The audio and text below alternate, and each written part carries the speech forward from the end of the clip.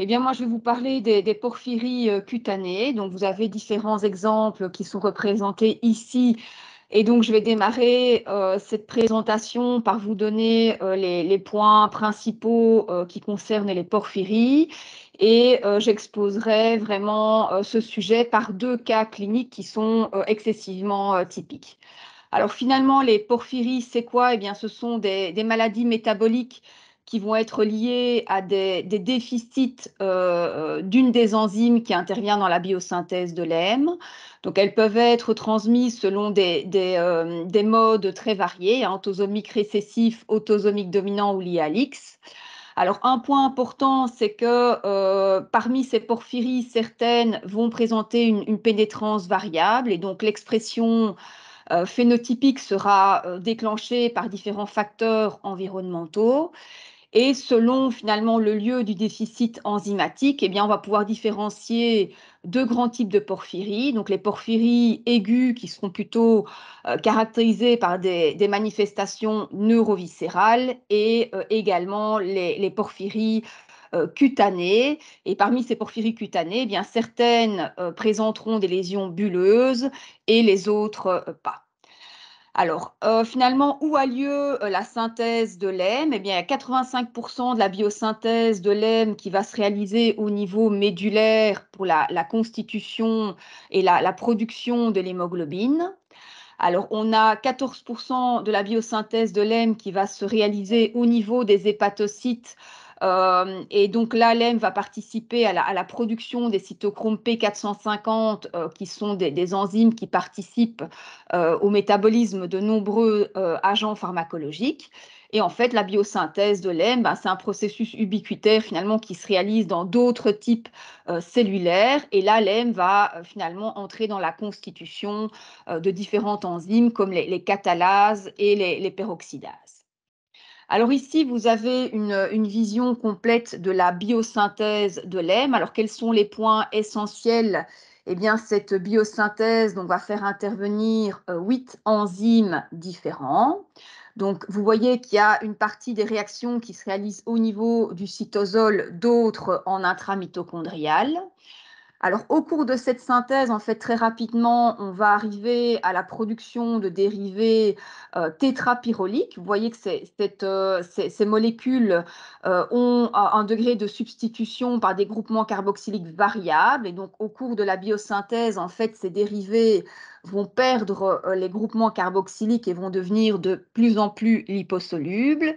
Et le dernier point qui est intéressant, c'est de savoir que la première enzyme qui est catalysée par l'aminolévulinate synthase, eh bien, il y a deux gènes différents. Alors, on a un gène qui va coder pour l'aminolévulinate synthase de type 1, qui est une enzyme ubiquitaire et pour laquelle aucune mutation n'a été décrite à l'heure actuelle. Et on a le gène codant pour l'aminolévulinate synthase de type 2, qui sera essentiellement la forme érythroïde. Et pour ce gène, eh bien, on a pu identifier des mutations gain de fonction qui étaient responsables de l'apparition d'une protoporphyrie érythropoïétique. Alors pour les autres points essentiels, donc je viens de vous décrire la biosynthèse de l'hème. Donc vous voyez que selon le niveau du déficit enzymatique, eh bien, on a des composants avec des hydrosolubilités variables qui vont s'accumuler. Donc quand les déficits ont lieu dans les premières étapes de la biosynthèse de l'hème, on va avoir accumulation de petites molécules ou de dérivés tétrapyroliques avec beaucoup de groupements carboxyliques qui seront plutôt des molécules hydrosolubles qui vont s'accumuler donc dans les structures solubles dans l'eau. Donc elles sont représentées ici. Et enfin, donc au fur et à mesure qu'on avance dans la biosynthèse de l'hème, eh bien, on va arriver à des molécules qui vont avoir de moins en moins de groupements carboxyliques, donc qui vont devenir de plus en plus liposolubles. Et selon la nature de ces constituants, eh bien, on va avoir une répartition cellulaire et tissulaire différente. Et donc, cette hydrosolubilité ou cette liposolubilité des dérivés qui s'accumulent va également impacter les milieux biologiques qui sont requis pour leur quantification. Donc, vous voyez que les dérivés les plus hydrosolubles seront recherchés préférentiellement dans les urines. Pour les dérivés plus liposolubles, à ce moment-là, on pourra les rechercher dans les selles et également dans les globules rouges. Donc ça, ce sera le cas de la protoporphyrine 9, qui est le dérivé finalement le plus liposoluble. Alors, comment est-ce qu'on peut classer finalement les porphyries? Alors, on va pouvoir classer les porphyries en fonction de l'expression phénotypique. Donc ici, je vous ai repris les 3 porphyries aiguës, qui seront toutes les 3 transmises selon un mode autosomique dominant. Le diagnostic sera essentiellement posé par le dosage du porphobilinogène et de l'acide delta-aminolévulénique urinaire. Et vous voyez que pour différencier les différents types de porphyries aiguës, eh bien, on va pouvoir réaliser d'autres analyses sur plasma, sur globules rouges et sur les selles. Alors, parmi ces porphyries aiguës, il y en a certaines qui sont mixtes et qui vont également être associées au développement de lésions cutanées bulleuses. C'est la porphyrie variegata et la coproporphyrie héréditaire. Alors ensuite, on va retrouver donc le grand groupe des porphyries cutanées bulleuses. On va retrouver les 2 types de porphyries mixtes dont je viens de parler préalablement. Et la porphyrie cutanée bulleuse qui sera finalement la plus fréquente, ce sera la porphyrie cutanée tardive. Alors ensuite, dans les porphyries cutanées, eh bien, on va retrouver les formes cutanées non bulleuses avec les protoporphyries érythropoïétiques. Donc la protoporphyrie érythropoïétique peut être liée à 2 mutations. Alors on peut avoir une mutation qui va toucher le gène codant pour la ferrokélatase. Et dans les années 2009, on a pu identifier une autre forme de protoporphyrie érythropoïétique qui est liée à un gain de fonction de l'enzyme qui code de l'enzyme qui est codée par le gène ALAS2. Alors, dans la littérature, en fait, pour pouvoir mettre au point et diagnostiquer des porphyries cutanées, en fait, il y a différents algorithmes qui sont publiés. Alors, certains de ces algorithmes vont différencier les porphyries selon la présentation clinique, donc soit cutanée bulleuse, soit cutanée non bulleuse. Ici, j'ai repris donc un algorithme publié dans le TITS qui ne différencie pas le type de présentation cutanée. Alors, la première chose à faire pour pouvoir différencier les différents types de porphyries cutanées, c'est de réaliser donc, une fluorescence plasmatique. Donc, en fait, ces porphyrines donc, peuvent absorber la lumière à 410 nanomètres pour émettre un spectre de fluorescence. Et vous voyez que selon le type de porphyrie, eh bien, on va avoir un pic d'émission maximale de fluorescence qui sera différent.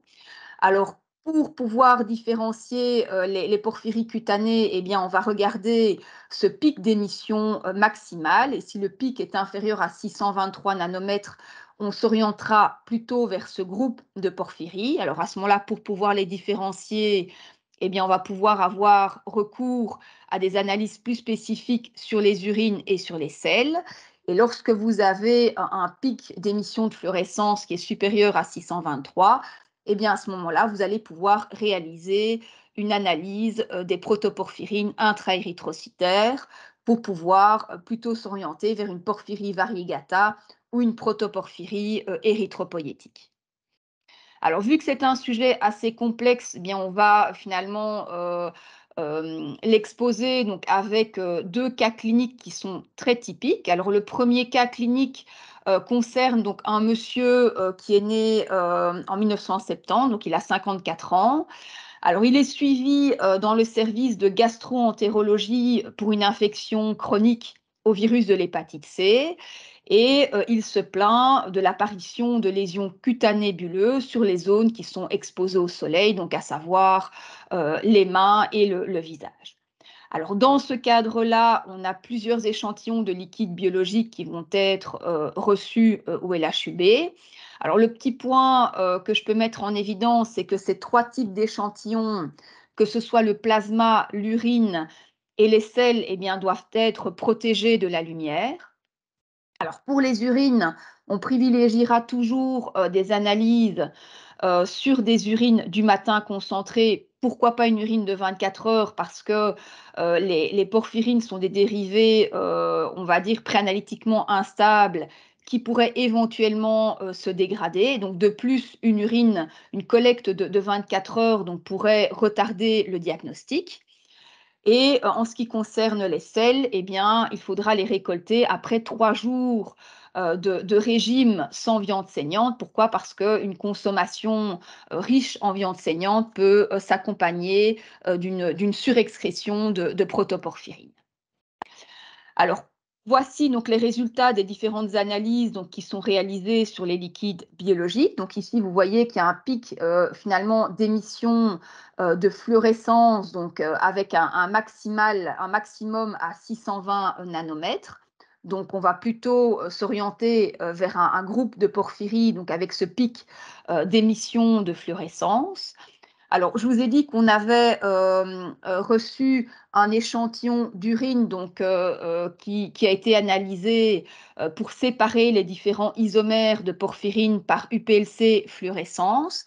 Et vous voyez que chez ce monsieur, eh bien, on met en évidence une très forte élévation des dérivés porphyrine hautement carboxylés. Par contre, la coproporphyrine 1 et 3 sont tout à fait dans les valeurs de référence.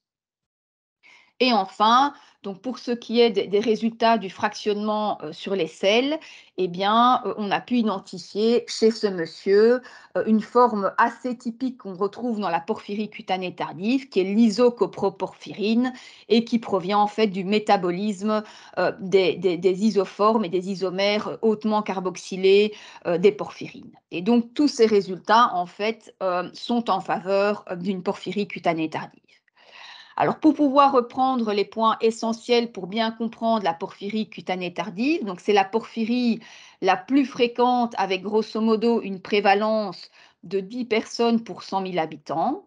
Alors, quel est le défaut enzymatique? Eh bien, chez ces patients, on va avoir une réduction de l'activité de l'uroporphyrinogène décarboxylase qui sera inférieure à 20% de l'activité normale. Alors, il y a 2 types de porphyrie cutanée tardive. Donc, on a dans 80% des cas, on aura des formes sporadiques. Dans 20% des cas, donc, on aura des formes qui seront expliquées par une mutation à l'état hétérozygote de l'uroporphyrinogène décarboxylase. Mais que ce soit le type 1 ou le type 2, eh bien, on mettra généralement en évidence des facteurs précipitants comme la surcharge en fer, l'éthylisme chronique ou des infections virales, par exemple au virus de l'hépatite C ou au virus HIV. Et donc, suite à l'accumulation finalement de ces dérivés porphyrines hautement carboxylés, eh bien, on va avoir donc accumulation donc, au niveau de la membrane basale et du derme. Et donc, lorsque le patient va être soumis à un rayonnement solaire, en fait, ces dérivés carboxyliques, tétrapyroliques qui sont hautement carboxylés vont pouvoir passer à un état excité. Et en revenant à leur état basal, en fait, ils vont transférer leur énergie à des molécules comme l'oxygène, ce qui va générer des espèces réactives de l'oxygène qui vont pouvoir donner des dommages au niveau cutané. Et donc, ça va se caractériser par l'apparition de bulles séreuses et également par une fragilité cutanée. Alors, pour ce qui est des traitements, eh bien, la première chose à faire sera d'initier des mesures de photoprotection. Il faudra également arrêter donc l'exposition à tous les facteurs précipitants. Donc, par exemple, arrêter donc une consommation chronique d'alcool. Alors, de faibles doses de chloroquine ou d'hydroxychloroquine donc, permettent finalement d'améliorer la symptomatologie de la porphyrie cutanée tardive. Alors, le mécanisme n'est pas très clair, mais ces dérivés pourraient favoriser l'élimination urinaire des porphyrines et également diminuer et chélater le fer, donc ce qui permettrait de diminuer la surcharge en fer hépatique. Et pour les saignées thérapeutiques, c'est un peu le même principe de limiter et de réduire donc, la surcharge en fer donc, au niveau des hépatocytes. Et donc, pour pouvoir suivre l'évolution des saignées thérapeutiques, eh bien, on pourra évaluer l'évolution de la ferritinémie et également évaluer la normalisation des porphyrines urinaires. Alors, le deuxième cas clinique que nous allons voir donc, concerne donc une petite fille née en 2008 qui a été vue en dermatologie donc en 2018. Et donc, elle se plaint d'un érythème cutané douloureux qui apparaît donc après une exposition solaire et ce malgré une haute protection solaire. Et donc, ces troubles cutanés sont déjà décrits depuis qu'elle a 5 ans. Et donc, dans le cas finalement de ces manifestations cliniques, il y a toute une série de nouveaux d'échantillons biologiques protégés de la lumière, donc qui vont être envoyés au laboratoire et qui vont être analysés. Alors, au niveau de la fluorescence plasmatique, je ne vous ai pas repris donc, le scan de fluorescence assez typique, mais pour cette patiente-là, on a mis en évidence donc, un pic à 632 nanomètres. Le screening des porphyrines urinaires était négatif et on a reçu également un échantillon de sel donc, qui a été analysé par UPLC avec détection par fluorescence et qui a permis de mettre en évidence une élévation de la protoporphyrine. Alors, pour pouvoir confirmer le diagnostic, on a réalisé finalement un dosage des protoporphyrines intra-érythrocytaires. Et chez cette patiente-là, on voit qu'on a une élévation majeure de la protoporphyrine libre, ce qui est assez caractéristique donc, des mutations du gène codant pour la ferrokélatase. La zinc protoporphyrine est très légèrement augmentée, mais s'explique chez cette patiente par la carence en fer qui était associée. Alors, le diagnostic final, finalement, il a été confirmé par la biologie moléculaire, notamment le séquençage du gène codant pour la ferrokélatase, qui a permis d'identifier 2 mutations donc, sur le gène codant pour cette enzyme. Et donc, on est face à une patiente qui présente une protoporphyrie érythropoïétique. Alors, au niveau des points essentiels pour la protoporphyrie érythropoïétique, donc en fait, on a 2 types de protoporphyrie érythropoïétique. Alors, on a la première que je viens d'exposer donc dans ce deuxième cas clinique et qui est liée donc à une mutation de la ferrokélatase. Donc, la ferrokélatase, c'est une enzyme donc, qui va permettre l'insertion du fer 2+ dans le noyau protoporphyrinogène. Donc ça, c'est la forme finalement la plus fréquente qui a une prévalence d'environ 1 sur 100 000. Et en 2009, donc on a mis en évidence une autre forme de protoporphyrie érythropoïétique qui est liée à l'X et qui, elle, est liée à une mutation gain de fonction de l'aminolévulinate synthase de type 2. À l'heure actuelle, dans le monde, on a environ 50 cas décrits. Et donc, c'est une pathologie qui va se caractériser donc, par un érythème donc après exposition solaire et également donc un prurite intense donc qui suivra cette exposition au rayonnement solaire. Alors pour les traitements, eh bien, de nouveau, on va initier donc des mesures de photoprotection. Alors on pourra réaliser donc des puvathérapies donc pour augmenter la tolérance à l'exposition solaire. Alors, les caroténoïdes, le bêta-carotène, donc, va jouer son rôle de provitamine A et permettra de chélater les espèces radicalaires de l'oxygène. Et donc, il permet également d'améliorer donc, la tolérance lors d'exposition au soleil. Et il y a un agent pharmacologique donc, qui a été finalement approuvé par l'Agence européenne des médicaments en 2014, qui est un analogue de l'alpha-MSH. Donc, MSH, c'est pour Melatonin Stimulating Hormone. Donc, c'est l'alpha-mélanotide. Donc, il a été approuvé par l'Agence européenne des médicaments, mais il n'est pas encore disponible en Belgique. Et ici, je vous ai repris donc les points les plus importants d'une étude récente qui a évalué l'alpha-mélanotide dans le traitement des protoporphyries érythropoïétiques et qui a été véritablement démontré comme améliorant la tolérance lors d'exposition au soleil et c'est également un agent qui permet d'améliorer la qualité de vie des patients qui souffrent d'une protoporphyrie érythropoïétique. Voilà, donc j'en ai terminé ici. Donc je voulais remercier donc, les technologues de biochimie spéciale finalement qui ont contribué à faire toutes les analyses qui ont permis de poser un diagnostic pour les 2 cas présentés. Et je remercie également David Fage, hein, qui est pharmacien biologiste responsable du secteur de biochimie spéciale. Et enfin, je remercie notre chef de service. Voilà, si vous avez des questions, n'hésitez pas. Merci